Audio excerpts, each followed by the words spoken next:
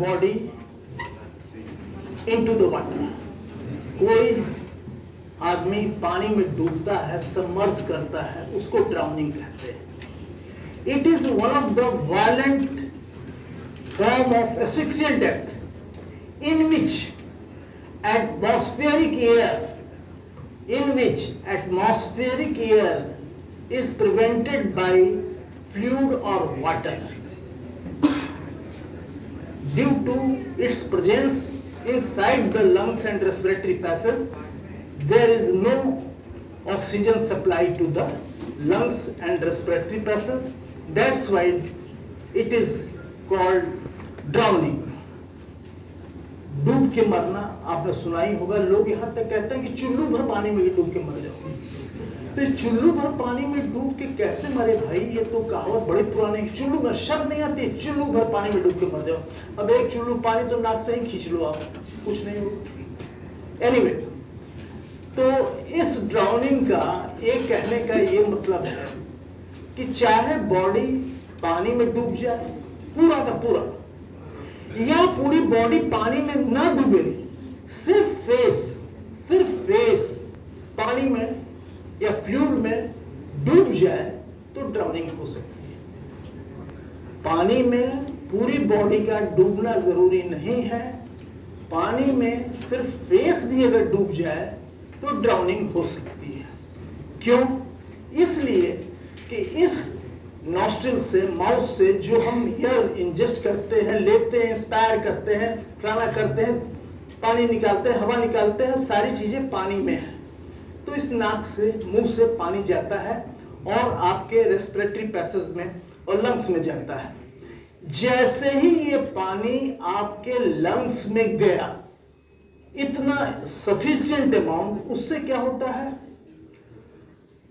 पूरा लंग्स जो है वो फैलता है, उसमें कंप्रेशन होता है और सीवियर चेस्ट पेन होता है। नंबर एक चीज। दूसरी चीज क्या होता है? वाजो डायलेशन होता है। पानी के कारण वाजो डायलेशन होता है। जो आरबीसी है, भाई बातचीत मत करिए, प्लीज मत करिए।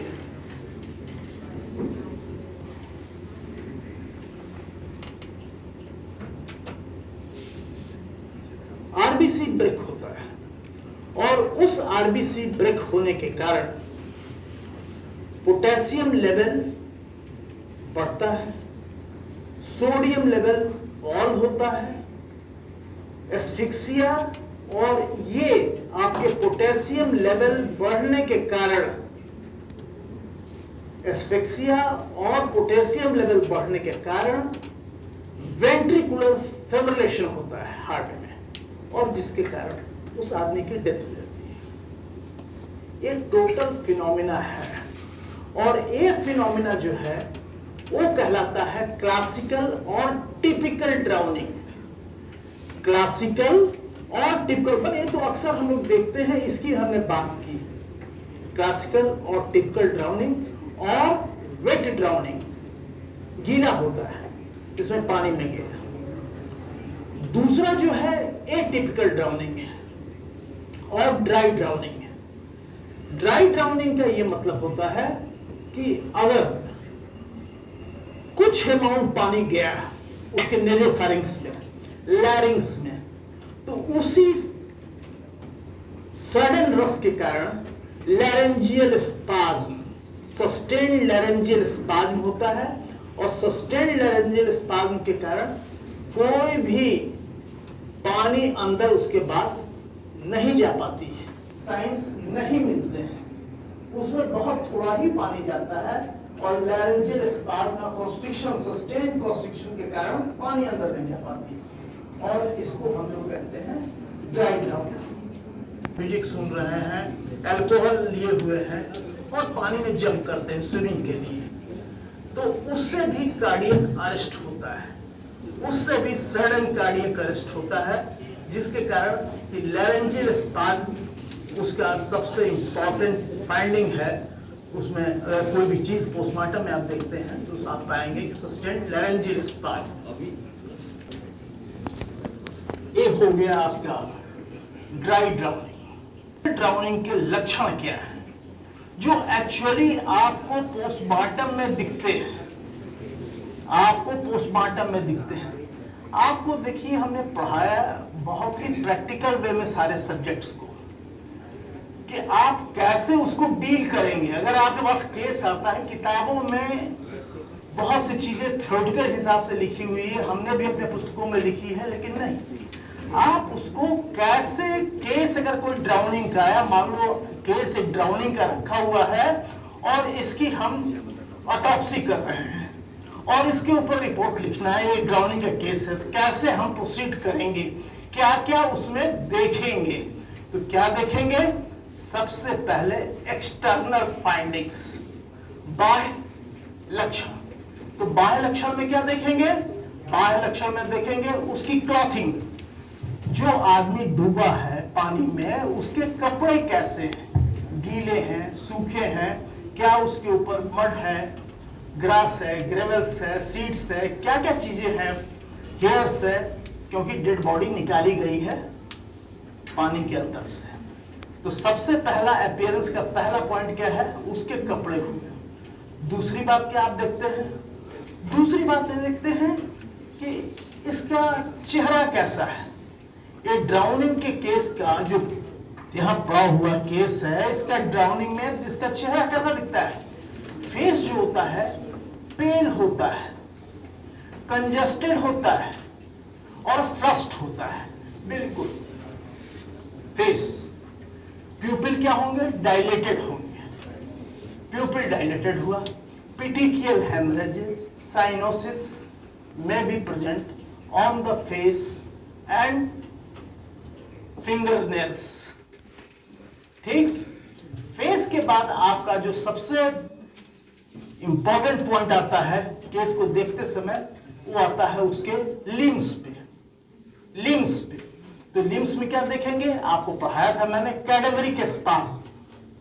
कैडेवरिक स्पाज्म कहते हैं ना कि मरने वाले को एक तिनका का सहारा होता है, डूबने वाले को एक तिनका का सहारा होता है। उसी तरह से अपनी जान बचाने के लिए वो आदमी जो कि डूब रहा है वो अंत तक कोशिश करता है, एफर्ट करता है, और चूंकि ऐसे स्थिति में रहता है कि स्ट्रेस स्ट्रेन अपने पीक पे होती है, तो उस समय उसके बॉटम में जाने पर, जब भी वो पानी के बॉटम में गया, तो जो भी उसके हाथ में आया, सीड्स आए, ग्रास आए, वीड्स आए, वो मुट्ठी में पकड़ता है और तब कोशिश करता है कि ऊपर में आवे, चूंकि वो पुश करना चाहता है कि ऊपर, पानी के ऊपर आवे।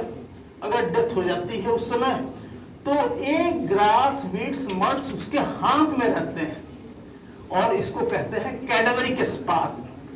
कैडेवरिक स्पाज्म वो फिनोमिना है जो राइगर मोर्टिस को फॉलो नहीं करती है, क्योंकि राइगर मोर्टिस में सबसे पहले जो होता है मसल्स की सॉफ्टनिंग के बाद वो अपीयर होता है। इसमें कहीं भी प्राइमरी फ्लेक्सिबिलिटी नहीं होती है, इसमें इन्वॉल्व होता है। वार में क्या होता है, कैडेवरिक स्पाज्म में पूरी बॉडी इन्वॉल्व होती है, पूरा का पूरा सोल्जर के हाथ में राइफल के सहित पोस्चर सब चीज पाते हैं। कैडेवरिक स्पाज्म एक बहुत इंपॉर्टेंट शॉर्ट नोट है जो आपके पूछा जाता है, इसलिए मैं उसको बराबर बताता रहता हूँ केसेस के साथ में। तो समझ लीजिए कि एक ही चीज पूछा गया, ये बहुत इंपॉर्टेंट है, बहुत इंपॉर्टेंट है, क्योंकि तो कैडेवरिक लिमिटी के बारे में बात कर रहे थे। ड्राउनिंग के केस में कैडेवरिक लिमिटी बहुत इंपॉर्टेंट है कि आखिर में इसकी ड्राउनिंग में कैसे डरेगी। कौन बताएगा कि ड्राउनिंग के केस में कैडेवरिक लिमिटी कहाँ होती है, कहाँ पाई जाती है? Anyone in the class?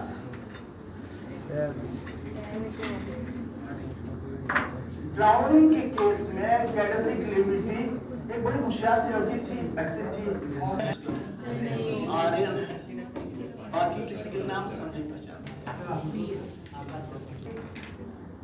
Drowning के केस में कहाँ कहो कि भाग गए, सब समझ गया कि आज जो है शिक्षक का दिमाग कुछ ठिकाना नहीं है, पहले इनको बता दिया कि आज भैया हम न जाएंगे।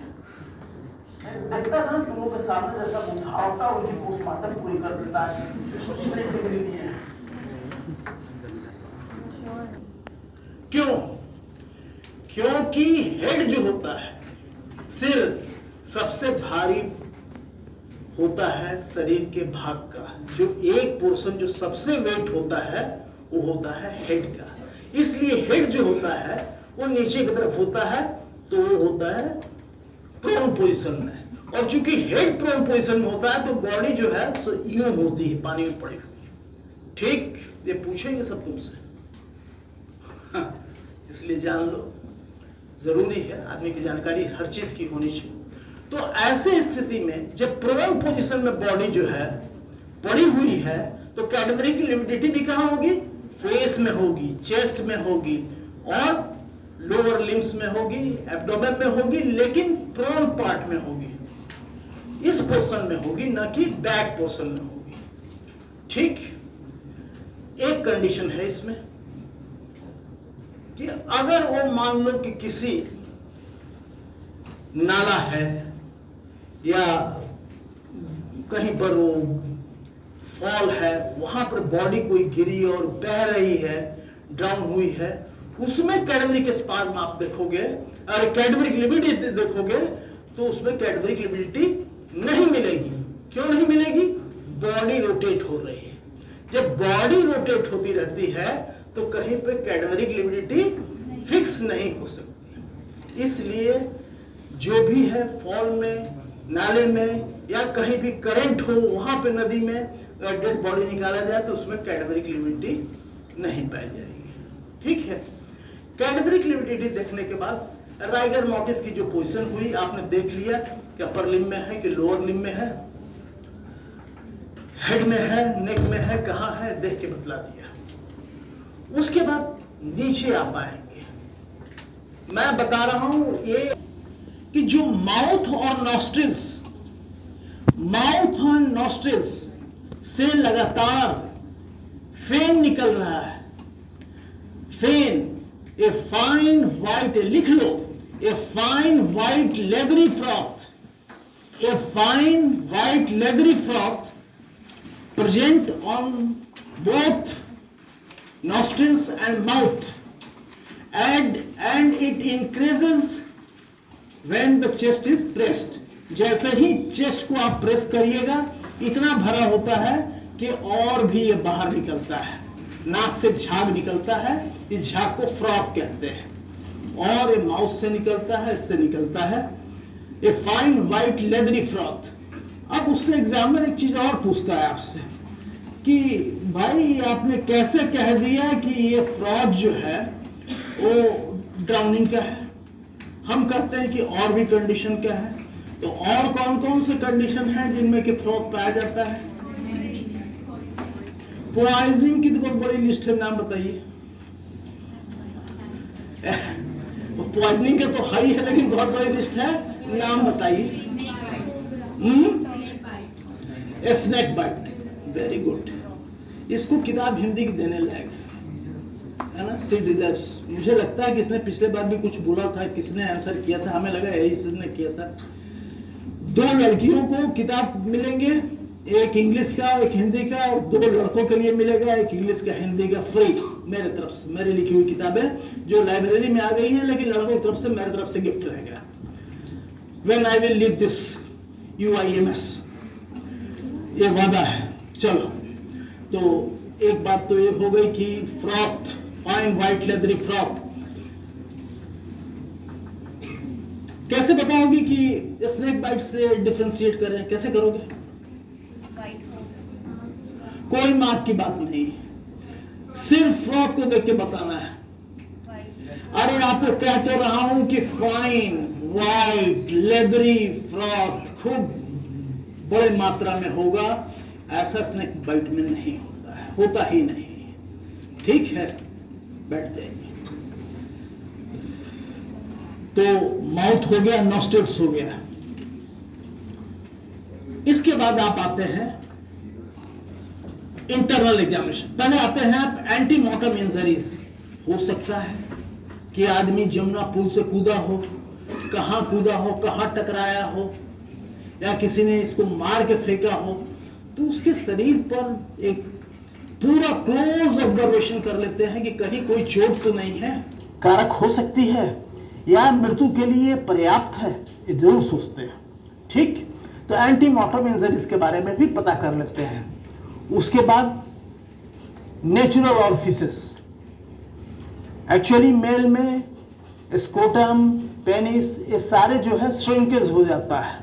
इंटरनल एग्जामिनेशन में तो सबसे पहले लेते हैं respiratory passage. Respiratory passage through out congested होता है और इसमें आपके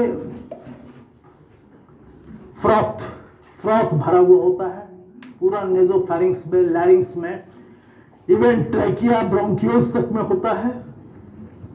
लंग्स कंजेस्टेड होते हैं, एडिमेटस होते हैं, बड़े बड़े हो जाते हैं और इसमें एम्फाइजमेटस बुल्ली भी प्रेजेंट होता है और इसके लंग्स के प्लूरा का जो लोअर सरफेस होता है उसमें एम्फाइजमा एक्वेसम जो है कंडीशन आपको दिखता है कि एम्फाइजमा जैसे कंडीशंस दिखते हैं उसके लोअर के पास। इतनी चीज आपके लंग्स में मिल गई। सबका सेक्शन काटते हैं, सब में कंजेशन देखते हैं कि लंग्स कंजेस्टेड है कि नहीं, रेस्पिरेटरी पैसेज में क्या है। और रेस्पिरेटरी पैसेज खोलने के समय ये देख लेते हैं कि इसमें कार्बन कह रहे हैं, इसमें आपके मड है, वीड्स है, ग्रास है, ग्रेवल्स है कि नहीं है, और है तो कहाँ तक है, उसको ब्रोंकियोल्स तक टेस्ट कर लेते हैं। उसके बाद उतना ही इंपॉर्टेंट जो है आपका ओसोफेगस का है। इस ओसोफेगस में ये सारी चीजें आई हैं कि नहीं भाई, पानी पीता भी तो है आदमी, तो पानी अगर वो करता है तो पेरिस्टाल्टिक वेव जो होता है उसके कारण आगे की तरफ इंटेस्टाइन में ये पुश हो जाता है। तो ये इंपॉर्टेंट डायग्नोस्टिक क्राइटेरिया हो गया एंटीमॉर्टम ड्राउनिंग का। तो अगर कोई केस में अगर आपको फाइन वाइट लेदरी फ्रॉथ मिलता है, उसमें कैडबरी के स्पाज मिलता है, उसके रेस्पिरेटरी पैसेज में साथ आपके फॉरेन मटेरियल्स, वीड्स, ग्रास दिखते हैं, तो ये समझ लीजिए कि केस ड्राउनिंग का है। ड्राउनिंग के वैसे बहुत सारे टेस्ट लिखे हुए हैं, माइक्रोस्कोपिक भी लिखा हुआ है, केमिकल टेस्ट भी लिखा हुआ है, डाइटम्स भी करते हैं, गेटलर्स टेस्ट भी करते हैं। इंपॉर्टेंट है, गेटलर्स टेस्ट लिख लो, डाइटम्स टेस्ट लिख लो आप, ये जरूर पूछते हैं लोग शॉर्ट नोट्स में। डाइटम्स टेस्ट और गेटलर्स टेस्ट, ये दोनों टेस्ट हैं क्या?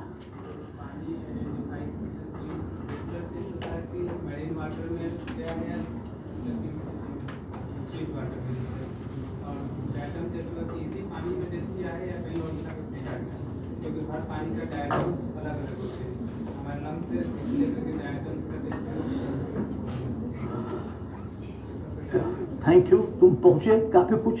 आई एम हैप्पी कि तुमने प्रयास किया। बैठो। है क्या कि गेटलर टेस्ट जो होता है वो केमिकल टेस्ट है। Gettler test is a chemical test, और केमिकल टेस्ट में हम सिर्फ हार्ट के दोनों, राइट हार्ट और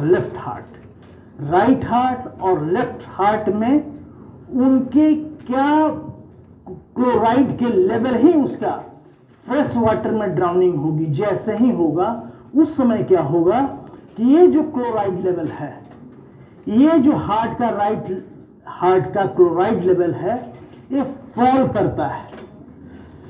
क्लोराइड लेवल फॉल करता है क्योंकि आपको मैंने बताया है कि पोटेशियम ब्रेक होता है, पोटेशियम हाई होता है। क्लोराइड लेवल राइट हार्ट का ब्रेक होगा, जिसके कारण इसकी परसेंटेज 60/600 mg/ml होगी।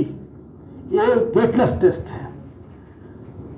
अब आइए सी वाटर में क्या होगा कि इसका रिवर्सल होगा, इसमें 30 to 40% जो है इंक्रीज होगा आपके क्लोराइड का, क्योंकि साल्टी वाटर होता है, क्लोराइड का 30 to 40% इंक्रीज होता है। इसको कहते हैं गेटलस टेस्ट, और इसका स्पेसिफिकेशन और डिटेल्स देख लेना, क्योंकि शॉर्ट नोट्स में ये बराबर पूछते हैं। जो है ये यूनिसेलुलर एल्गी होता है, यूनिसेलुलर एल्गी होता है जो एसिड टेस्ट से भी जो है वो डिसॉल्व नहीं होता है। ये इसके ऊपर केमिकल फ्लामास जितना भी सब करते हैं, कोई इसका एक्शन नहीं होता है। और it is one of the serious sign of antemortem drowning. तो इसमें करते क्या है कि जो भी पानी गई, अगर डाइटम्स है उसमें, तो सबसे पहले वो जाता है लंग्स में, लंग्स से जाता है हार्ट में, हार्ट से जाता है ब्रेन में, और ब्रेन से सारे वो टिश्यूज में, लीवर, स्प्लीन, किडनी और बोन्स सब में जाता है। टेस्ट कहां से करते हैं? Femur. Femur is the choicest part for the diatoms test. ठीक है जी, समझ में आई बात? पूछ लेना चाहिए कि समझ में आई, नहीं तो बेकार है।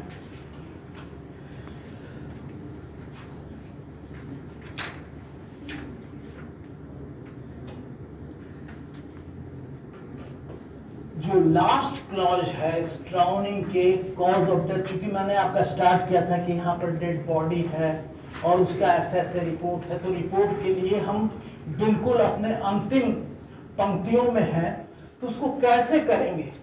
मान लो कि आपने सब देखा, लेकिन आप 40% भी क्लासिकल साइन नहीं पा रहे हैं ड्राउनिंग के, और आप इस कंफ्यूजन में हैं कि ड्राउनिंग है कि नहीं है, कि मार के लोगों ने इसको डाल दिया है, क्या करें भगवान, ऐसा अपराध इसका हमारे ऊपर न लग जाए, तो क्या है?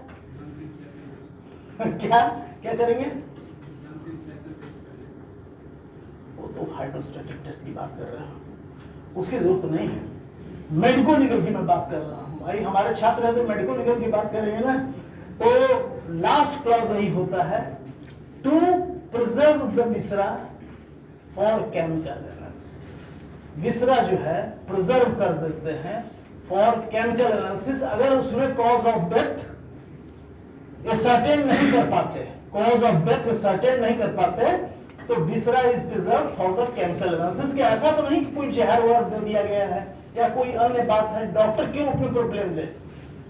डॉक्टर सबसे कमजोर कड़ी है। क्यों मैं कहता हूं कि it is a protective medicine? Doctor सबसे कमजोर कड़ी है। पुलिस वाला सोचता है कि सबसे बढ़िया इसी को दबा रहे हैं, तो ये झूठ मूठ के प्रेशर पे कह देगा कि नहीं सर ये नहीं, ये केस है।